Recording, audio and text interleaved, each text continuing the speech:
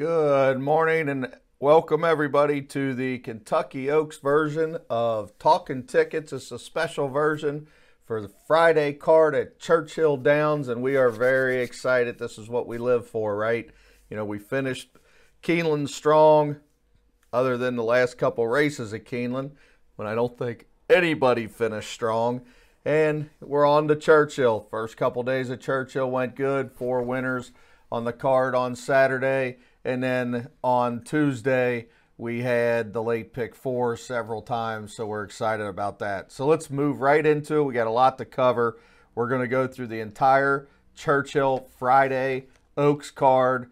And, of course, this is brought to you by FatballGuyRacing.com and BetPTC, the only place to play where you get rebates. So if you're not playing there, you're throwing money in the garbage, and I will be happy to show you the amount of rebates that I got over the course of the year so you can take a look at what you didn't get and make the switch. That's all I can tell you. It takes a couple days, but that's okay. We bet every day. What's the difference? A couple days isn't going to harm anybody.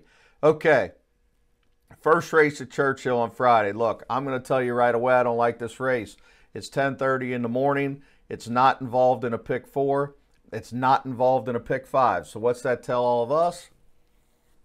Probably sleep in. That's what I would do. Or just have breakfast and get ready for the real card. There's 13 races. But, you know, everybody wants to know the winner of the first race, and I got to tell you, I really don't know. I'm going to go with the 5. Now, Street Biz, the 5. Why am I going with this horse? Well, we don't know the track conditions yet, guys. I mean, let's be honest. It's supposed to rain. We don't know. Or it's not Friday morning, so we don't really know how bad this track is right now. But I got a 4-year-old. I got a sprinter going a route. I got a horse with speed. And if that track comes up muddy or sloppy at all, this one's going to be dancing in front, and I want the horse in front, and I think the 5 is going to be in front. Now, if for some reason FloJo takes a hold of this horse, the 4, Naylor, will probably go to the lead. So, you know, as you can see in our plays over my shoulder, the pick 3 I got all, the double I got 4, 5, 6. So Naylor, Street Biz, and then Pageant Material. Why Pageant Material? Because Turnback, Bernardini out of AP Indy, out of Distorted Humor Mare. I mean, you can't get more mud than that. So, and JR takes them out. So Street Biz on the lead, Naylor right behind him, and then the closer, the 6. I'm not wild about the 1, 2, or 3. I know they could all win, but I'm just not wild about them. But again, I'm not real wild about this race. We've spent enough time on it. Second race starts the pick 4, the first of 4 pick 4s. I mean, my God, they're trying to drain our pockets, aren't they? 4 pick 4s. This is crazy. But here's the first one. So we got a little bit of information the 1 can run. I mean, a blind man can see on the work pattern that the 1 can probably run. But Shug's just not great with first-time starters. So we got her as an A horse. You know, 4-year-old against 3-year-olds. Had to have had some problems to not unveil till a 4-year-old Derby weekend. So, you know, that's our 4th horse in the race. And I'm not too wild about them, but you got to put them in your tickets. As you can see over my shoulder, I got the rolling double, and I got some pick 4 tickets. So, who do I like the best? I like Tiger Eyes the best with Flavian Pratt. You know, Catman is good on undercards. This one lost to a pretty good horse last time. Go back and watch the replay. Was sitting in good position. Came 3 wide. Looked like he was going to run really big, and then flattened out when that other horse ran by her. She did not like the fact that other horse ran by. Now, maybe got tired. It's only her second start. Maybe 7 furlongs, a little far for her at this point in her career. I'm not positive on that. All I can tell you is the horse came back with 2 straight really nice works. Gets a good rider, gets a good post, will be sitting close to the pace and pouncing. Now, I think you got to use the 6 and 7 also. Belletta got left in the gate in her first start at Tampa. 4-year-old again against 3-year-olds. They bet the 2-1. The horse that beat her and the horse ran 3rd both came back and won. So, you know, even though she's a high head carrying, you know, strange running looking Bellamy Road filly, go back again. I invite you to watch the replay. I think you got to use because of the price. And then Malibu Bonnie, swooped almost into the lead, and Tasteful swooped by her at Keeneland in a really nice rendition of a maiden race there. So Malibu Moon is all mud. So I think you're probably safe with 1, 4, 6, 7. That's where I'm going to go, and probably 80 to 90% of my tickets is 1, 4, 6, 7. I'll make some extras with Tiger Eyes and the 2 1-star horses and just take the Shug horse a little bit. Okay, in the third race, starts the pick 5. Second leg at a pick 4, so let's not get confused. You know, you're going to have a bunch of bets over my shoulder to look at. Now, first glance, before I noticed the monster in here, I thought Stone-tacular had a big chance to win, even though it's only her second route. You know, I don't like the fact that they routed her and then turned her back to a sprint. Now they're back to a route. It's almost like they're confused on what to do. They keep giving her so much time off, you know, almost, a month and a half again off. So, you know, Neil Howard's not one of my favorite trainers. As you can see, he's won a whole 2 more races than me this year. The entire year, and we're in May. I mean, I've done more mortgage loans than this guy's won races. So Stone-tacular to me, you know, is an A horse. Got to use a little bit, but probably will not win. Probably will run second or third again. Darius Angel, the 3's got a big shot in here to try to steal it on the front if it comes up sloppy. But when you get to the monster, I mean, there's really nothing, no way to get around this filly. I mean, if Elate was in the Kentucky Oaks, and I don't know why she's not in the Kentucky Oaks. Maybe they just want to find out what they got at this point. But if she was in the Kentucky Oaks, she'd probably be about 10 or 15 to 1. She wouldn't be 30 to 1. You know, she'd probably be 4th or 5th choice in the race. So why they're not running her, I'm not real sure. I think they just want to turn her back and see maybe if one turn is good for her. You know, maybe set her up for Belmont Day and the Acorn. You know, there's a bunch of big races down the road, and I think they just want to find out what they got in this filly, and I think she's still special. When you go back and watch the Ashland Stakes, I'm convinced she was going to win that race. She was sitting in the perfect position, and all of a sudden you'll see her bobble, just slightly bobble, and then the rider panicked and pulled her up. And, you know, they said after they vanned her off, there was nothing wrong with her. Now, you know, maybe Ortiz just got freaked out and didn't want to, you know, break down a really nice filly, and I don't blame him. You know, and now she's in against way lesser. Doesn't need the lead. Will be able to sit 3rd or 4th and be able to go when he says go. And I just think she's way better than this field. I mean, I don't think there's any comparison in fillies here. You know, if you want to save with the 2 or the 3, you know, underneath maybe 7, 8, or 9 on trifectas, but I think Elate is a Stone winner today and a very good play to key around as many bets as you can key. You know, you're not going to be able to bet on her because she's probably going to be 3 to 5. Now the 4th race is a tough race unless you believe in our theory. Now remember, I've went through these rules many times. I know they're the Keeneland rules, but for the most part, the Keeneland rules translate to Churchill. And what I mean by that is Euro horses. You got to take a look at Euro horses. In the 7, Marquette with Ortiz again. Ortiz is one of the best riders in the world. You can't get around that. Second off the layoff. I invite everybody to go back and watch this great at stake race that she's coming out of. Why he went to the lead, I have absolutely no idea. Maybe the horse was just rank, but it looked like to me that he asked her to go, and she went all right, and then he was stuck. She was out of gas by the time they turned for home against a really good field. So, you know, I can't fault her for that. Now, she's second Lasix, which was one of my favorite angles, second off the bench, you know, big-time trainer, big-time rider, Juddmonte Farm. They're not running this horse on Derby weekend if they don't think she's something pretty good. So that's my top pick is the 7. Now, you can't get by the 8 here. Sassy Little Lila with Saez, Cox. But, you know, this is her first start since December. Sometimes them Santa Anita turf races can be very deceiving because speed carries out there, and she almost won it. But when I look at who she lost to, Decked Out, is Decked Out one of the better 3-year-old fillies in the country last year? No, she wasn't. So, you know, I'm not sure this one might get over bet. I'm going to take 7, 8, as you can see, in a lot of my plays. But if I get 3 to 1 or higher on the 7, I will be betting straight. I will be betting win in place. I will be boxing with the 8. But I will be betting on the 7 to upset the 8 here for sure. As long as the 7 don't get crushed to 8-5 or co-favorite or something like that. Now, underneath, as you can see, we got the 1, 3, 4, 5, 6, 9. Sometimes I did want to touch on this because I already see a typo on this sheet. There's so many plays we're putting on these sheets. Guys, please use your head that there might be a typo. We had a couple guys just somehow decided not to use our top pick the other day and, immediately wanted to blame us. If the horse is the top pick and he's not over in the gimmicks, you have to use common sense, that there might be a typo, especially if the horse being used isn't even in the race because he's scratched. So please use common sense, guys, when you're looking at the sheets, because there might be a typo. There's a zillion plays on here. We've done so much work over the past few days. There's got to be a typo somewhere. It's almost inevitable that there's going to be one somewhere. Okay, so we get to the 5th race. I like paid up subscriber, but I got to be honest with you. I've never been lucky with this horse.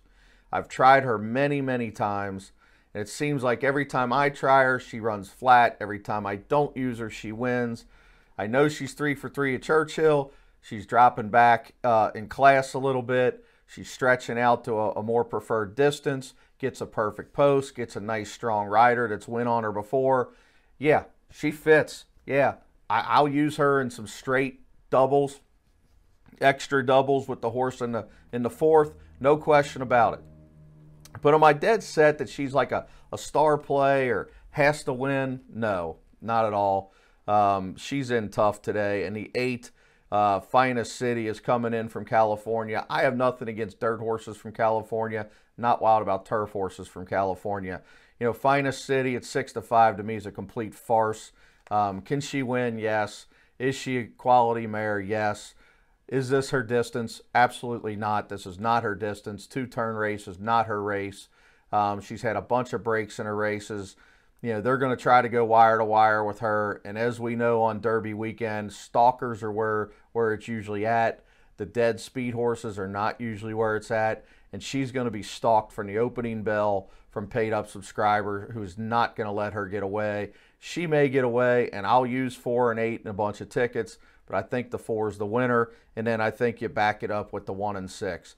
Please don't go out and take even money on Finest City and single her. You got to use other horses in here. She is absolutely not a single. If she wins, she wins, and that's wonderful. We'll have it going. But she's not an even money that I would run out and bet on. Okay, 6th race, the Alley Sheba. Whoa, what a tough race this is. Again, I do not like this race. I think you got a spread. I think there's singles on this card that can be had, but I don't think this is one of them. I don't think you can just single in here in the Alley Sheba. I think Birdsong's got a chance. Breaking Lucky's got a chance. Honorable Duty's got a chance. Noble Bird's got a chance, especially if it rains, got a big chance. And then American Freedom. I think ultimately American Freedom's probably the best horse, and that's why I got him on top. Am I sold that he's going to be ready off a 7-8 month layoff? No, not at all. Is Baffert the best at getting horses off the layoff? Absolutely, no question. He's the best. There's none better. Absolutely. Been working like a train, ready to go. Bayarana's coming all the way across the country to ride. Yes, I can understand anybody who wants to take this horse. I'm telling you, I'm really nervous about singling this horse, so I will not single this horse. As you can see over my shoulder, I'm going to take 4, 8, 9, and then, and all my rolling doubles and stuff, I'm going to take 4, 8, 9. As you can see in my pick 4 from the 4th race that started in the 4th race, the second pick 4, I'm going to take all in here. So I just don't like this race that much. I'm going to try to hit the all button once to see if I can catch a wild result in here. Now the 7th race, if it stays on turf, I really like this race because I think Pure Sensation is a gut. I think Pure Sensation is the best sprinter in the country. I'm not talking about 6.5 furlongs. I'm talking about 5, 5.5. I think this horse will pop the gate, will be extremely tough to beat, and will be drawing away at the end. Now, if you want to take more horses, and in some bets I am, I'm taking the 3, 8, and 10. Or I'm sorry, the 3, 8, and 12. Green Mask is the 12 who just don't want to win, but gets the master, J.J. Castellano. And remember, this is the first time, at least on my chart, that he's ridden this horse in at least a few years. So, I think that moves him up over Robbie Alvarado. What do you guys think? I mean, Robbie Alvarado is a college-level basketball player, and J.J. Castellano is LeBron James. So I think it moves him up a ton. The 12 hole's not ideal at Churchill. I'll be honest with you. Churchill, going this distance, it's not ideal. But you got the master. That will be one of my backups, and the 3 holding gold will be one of my backups. And I got to be honest with you, the more I look at the form, the more I think the 4 is growing on me, even though it's a Santa Anita horse, growing on me little by little. So by Friday, maybe I'll throw in Y2 a little bit. Now, if it comes off the grass, whew, I mean, there's no telling because this whole field's going to get blown up. But obviously, Wilbo's got a big chance off the grass. The 10, Black Bear's got a big chance, and Calvin Burrell, if he's really riding. You know, I know he's older now and he's not really as fit, but he's still one of the best slop mud riders of all time. And if it's sloppy and muddy, I want to have him on my ticket. And then the 5, Maniacal, and the 4, Y2, if they ship all the way across the country and run, I'd probably take those 4. But again, it ruins the race if it comes off the grass. But if it does, it does. We just got to deal with it. Okay, and now the 8th starts the main pick 4, which I think is the guaranteed whatever in the 8 bells. Now, if you are a rag sheet believer, then you're going to like Union Strike, and there's nothing I can talk you off of. Union Strike's rag number is just way better than everybody else's, and I mean way better than everybody else's. Does she have to win in the 2-hole with Brice Blanc on dirt at Churchill, second off the layoff, beat a below average field? Absolutely not. And she's going to get bet because every rags player in the country is going to bet her. I haven't seen the Thorograph yet, but I'm sure the Thorograph is the same as the rag, and that's going to put her as one of the big favorites. Now, I like Gallia. I think Velasquez, outside stalker. Remember last year on Oaks and Derby Day, outside stalkers won every race. So it fits the profile. Sit second or third, blast home. I mean, he's going to have every reason to win. Now, I'm not stupid. Now, I'm taking the 9. You're not talking me out of the 9. Florida Fabulous has absolutely galloped in both her starts. I have no idea where she fits yet. I don't think the trainer knows where she fits. I don't think the crowd's going to know where she fits. I think she's going to be 4 or 5 or 6 to 1. And if she happens to pop the gate, turning back out of routes, and if she's as quality as she might be, because that 108 and 2 and 44 and 3 is absolutely flying at Gulfstream, you know, she might just be better than all these, and I will have 9-10 on every ticket. You're not talking me out of that. And the 2 will be on some of my tickets. And then I got a long shot for you. Everybody always wants long shots on Oaks and Derby Day. I don't think you can possibly bet a pick 4 ticket without the 7, Golden Mischief. Let me tell you why. First of all, the horse is 2 for 2, first and second at the distance.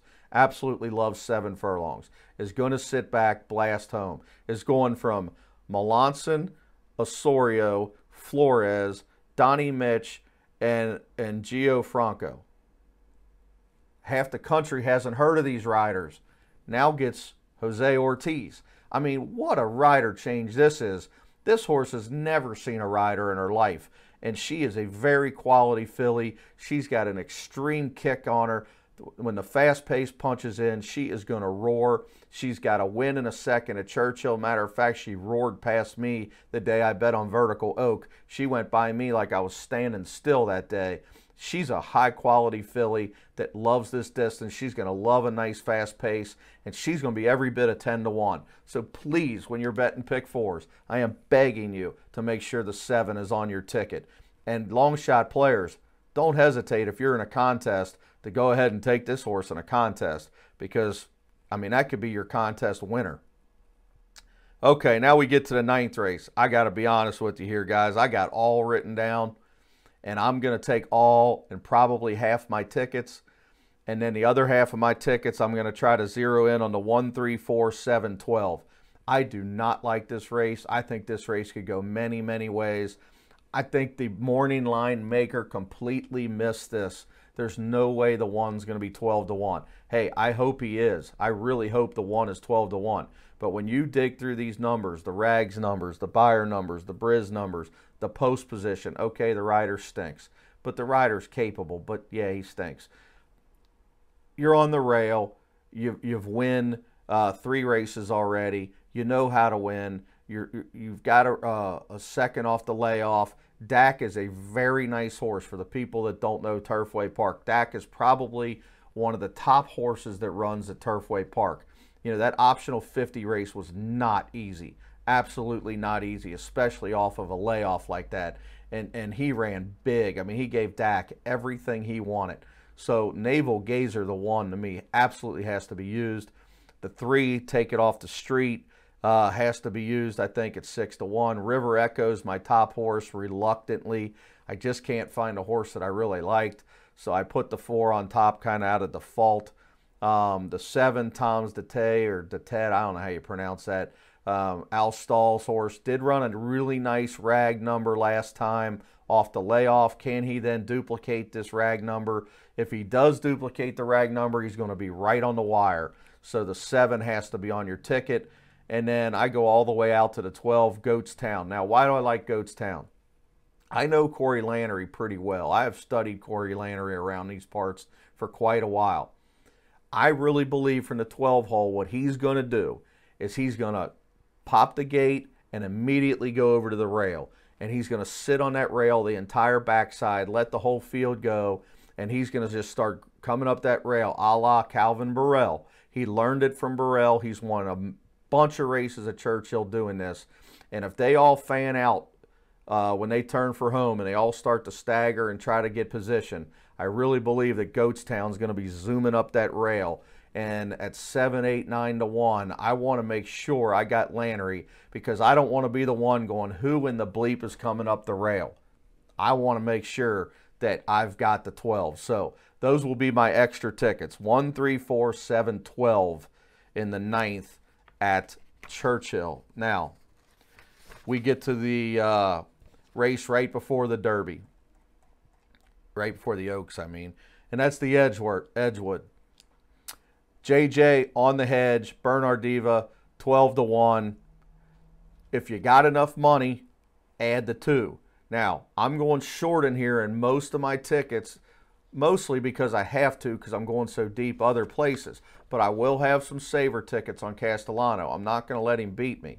Now, the horses I like the best are Proctor's Ledge, the 7, second off the layoff, just run against La Coronel, got steadied in the stretch. Please, I invite you to go back and watch that replay. She ran a very, very credible race. I don't see any reason why she won't move forward.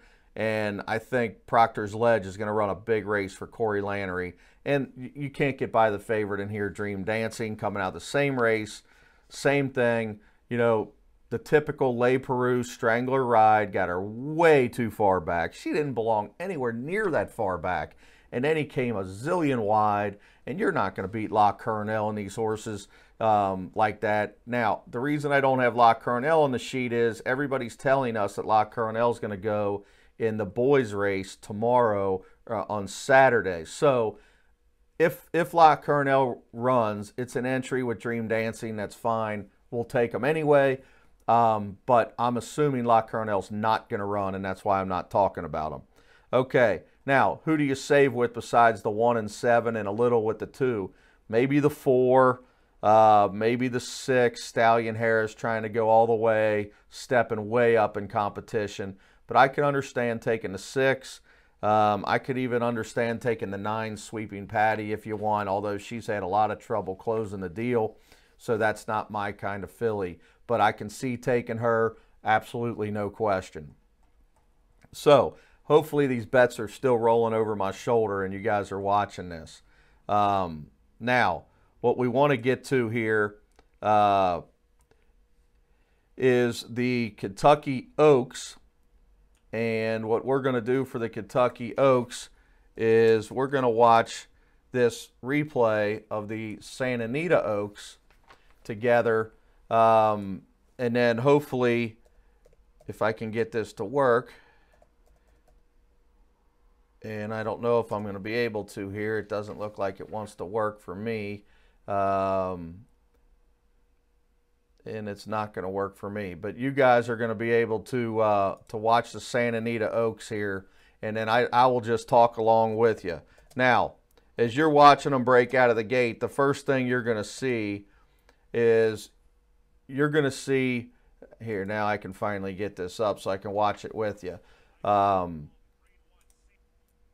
You're going to see Abel Tasman take back. Now, that's her style. We're not real concerned about it. And you're also going to see Mike Smith on Paradise Woods go right to the front. And now the first couple things that I'm going to talk about is this. Paradise Woods is not going to get this trip. So as you're watching this, there's no way in any grass is not greener on the other side type deal. See her ears prick, see her jogging along in nice easy fractions for Santa Anita. That is not going to happen on Kentucky Oaks Day. I can promise you. Farrell's going to be up there with her. The New York Filly's going to be up there with her. I mean, there is no question that she is not going to get this trip. She is going to have to run from the opening bell. Now, can she run from the opening bell? Yeah. Can she win going all the way? Yeah. But Miss Sky Warrior and Paco Lopez and Channing Hill and Farrell are not going to just let her go. I mean, there's even other speed in here, the cheap speeds like Lockdown, Mopotism. I mean, those horses are all going to go early. So I think you're going to get a pretty reasonable pace, probably a 46-ish pace. I don't think 47-1 is going to happen. But as you can see, turning for home, the weird ride that Abel Tasman got here, and you know, is she going to get this kind of ride again? Probably for Mike Smith. You know, Pratt's going to give Paradise Woods the same kind of ride, and then you're going to get Mike Smith riding kind of like he did here. Now, the difference is I don't think Paradise Woods, as she finishes up here, is going to get the dream trip of dream trips. I just don't see this coming. Now, maybe she's just so good it doesn't matter. Maybe she draws away and wins and we're all going, wow, another Rachel Alexander on our hands. And that could happen. And maybe she goes on to the Preakness and we're all going, wow, just wow.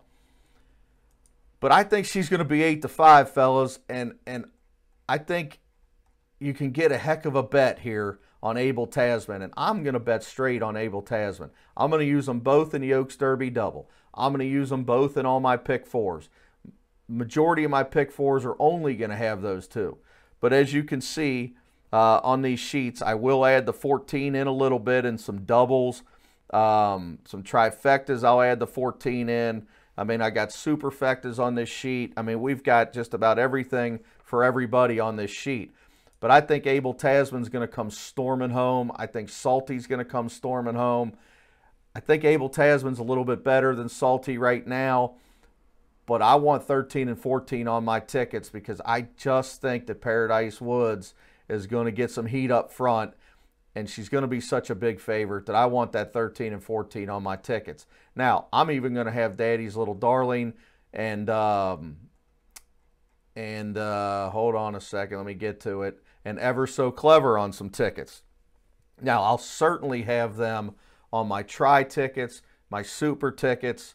You know, my main horse is 13, and then 4, then 14, and then we got the 4 horses grouped together, the 1, 7, 10, and 12, that are all secondary horses, underneath horses in the tries, the exactas, the supers, things like that. That's the way I'm playing the Kentucky Oaks. I'm going to play the Oaks Derby double with the 4, 13, 14, extras with the 4, 13. I'm going to bet straight on Abel Tasman if she's 4 or 5-1. I'm going to key those horses above those horses 1, 2, with those other horses 3rd, with all 4th, or a bunch of horses 4th. As you can see on the sheet, we're going to take a bunch of them, and that's the way I'm going to play that. So 30 minutes is here. We've got 2 races to talk about quickly, and these are the 2 races after the Oaks, and you can already see on our pick fours who we're using. But I am not a big American Cleopatra guy. Yes, she's the top horse. Yes, she's the most likely winner, but I smell a rat here. Bafford's done this to us so many times on undercards. I cannot single her because I know she's going to go off a huge favorite. I am going to take the 4, 7, 8, and 10 for sure. Friends of Liberty, the 4, American Cleopatra, the 7, the 8, Fashion Runaway, and the 10, Noel's Chief. I'm taking those for sure. I'll also save a little with the 1 and the 5. Guys, I'm really nervous about singling American Cleopatra, as you can tell. I'll use her, but there's no way I can single her. I got to spread out. And then in the last race, I really, really, really like McCormick. I'm hoping it stays on the grass. I'm hoping the grass is okay because Le Peru and McCormick is sitting on a big one. I go back and watch this last race, run a big race for a big layoff like that. Finally gets to lump 2 races together. Is going to be probably 3.5 to 1. Kitten's Gold's going to go 8 to 5. Yeah, we'll use Kitten's Gold a little bit, but I'm not sold on Kitten's Gold at all. She's had her chances. Should have won that last start. Had no excuse. Go back and watch that replay. Absolutely no excuse for Kitten's Gold. And she's given away 7 pounds, or he's given away 7 pounds to McCormick on the grass, on wet turf. I think that's a big deal. So I'll take the better rider, Le Peru and McCormick.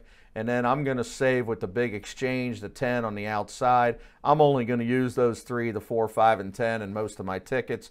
I think that's all you need on most of your tickets. If you want to save with a Balmer, the 8, or another Balmer, the 11, purely up to you. You can see our tickets here. I'm going to single the 5 in the trifecta, 5 with 410 with a bunch of horses, 5 with a bunch of horses with 410, flip it around, 410 with 5 with a bunch of horses, because we all know Le Peru likes to come late. So I'm definitely going to put them second some. I'll have 4, 5, 10 to end the day, and those pick 4s and pick 5s. So we've also got a Dan's Budget play that's on the website for all the guys that keep asking me, I got $300, I got $400, I got $500, what should I do? Guys, we do the sheet every year.